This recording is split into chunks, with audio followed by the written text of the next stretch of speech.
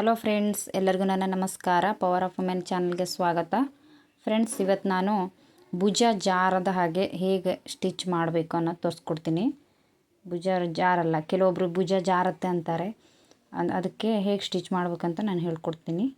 ಈಗ back ಹೊಲ್ದಾಗಿದೆ, front ಭಾಗನೂ ಹೊಲ್ದಾಗಿದೆ, back ಭಾಗನೂ ಹೊಲ್ಕೊಂಡಿದ್ದೀನಿ ಲೈನಿಂಗು ಅಟ್ಯಾಚ್ ಮಾಡಿ. ಇವಾಗ ಭುಜ ಸೇರಿಸ್ಕೋಬೇಕು. ನೋಡಿ, ಈ ಥರನೇ ಹೊಲ್ಕೊಂಡಿದ್ದೀನಿ. ಇವಾಗ ಇದಕ್ಕೆ ಫ್ರಂಟ್ ಭಾಗನೂ ಟಕ್ಸ್ ಎಲ್ಲ ಹಿಡ್ಕೊಂಡು ಎಲ್ಲ ರೆಡಿ ಮಾಡ್ಕೊಂಡಿದ್ದೀನಿ. ಇವಾಗ ನಾನು ಭುಜ ಸೇರಿಸ್ಕೋತೀನಿ, ಎರಡೂ ಭುಜನೂ ಸೇರಿಸ್ಕೋತೀನಿ. ನೀಟಾಗಿ ಇಟ್ಬಿಟ್ಟು ನಾವು ಉಲ್ಟಾ ಮಾಡ್ಕೋಬೇಕು. ನೀಟಾಗಿ ಉಲ್ಟಾ ಮಾಡಿಬಿಟ್ಟು ಭುಜ ಯಾವ ಭಾಗ ಬರುತ್ತೆ ಅಂತ ನೋಡಿಬಿಟ್ಟು ಕರೆಕ್ಟಾಗಿ ನಾವು ಈ ನೀಟಾಗಿ ಬಟ್ಟೆ ಮೇಲೆ ಇಟ್ಕೊಳ್ಬೇಕು. ನೋಡಿ, ಇವಾಗ ಇಲ್ಲಿಂದ ಲೈನ್ ಎಳ್ಕೋಬೇಕು. ಮೊದಲಿಗೆ ಸ್ಟ್ರೇಟ್ ಎಳೆದ್ಬಿಟ್ಟು ನೀವು ನೆಕ್ ಕಡೆ ಬಂದಾಗ ಸ್ವಲ್ಪ ಡೌನ್ ತಗೋಬೇಕು. ನೋಡಿ, ನಾ ಈ ಥರ ಗೆರೆ ಎಳಿತಾ ಇದ್ದೀನಿ, ಅದೇ ಥರನೇ ನೀವು ಮಾಡ್ಕೋಬೇಕು. ಅಲ್ಲಿಗೆ ನೀವು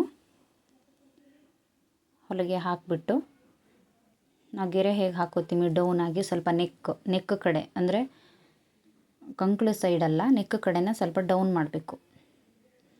ಫ್ರೆಂಡ್ಸ್, ಈ ಥರ ಮಾಡಿದರೆ ನಿಮಗೆ ತುಂಬ ಚೆನ್ನಾಗಿ ಟಚ್ಚಾಗಿ ಬ್ಲೌಸ್ ಕೂರುತ್ತೆ.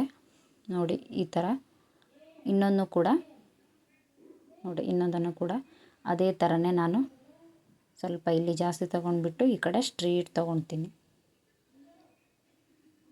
ನೋಡಿ, ಈ ಥರನೇ ನೀವು ಹೊಲ್ಕೋಬೇಕು. ಇದು ತುಂಬ ಚೆನ್ನಾಗಿ ಕೂರುತ್ತೆ. ನೋಡಿ ಫ್ರೆಂಡ್ಸ್, ಇದು ನಿಮಗೆ ಈ ಥರ ಹೊಲ್ಕೊಂಡಾಗ ಚೆನ್ನಾಗಿ ಬರುತ್ತೆ. ನೋಡಿ, ಟ್ರೈ ಮಾಡಿ. ಅರ್ಥ ಆಗಿದೆ ಅಂದ್ಕೊಂಡಿದ್ದೀನಿ. ನಮ್ಮ ಚಾನಲ್ಗೆ ಸಬ್ಸ್ಕ್ರೈಬ್ ಮಾಡ್ಕೊಳ್ಳಿ, ಸಪೋರ್ಟ್ ಮಾಡಿ.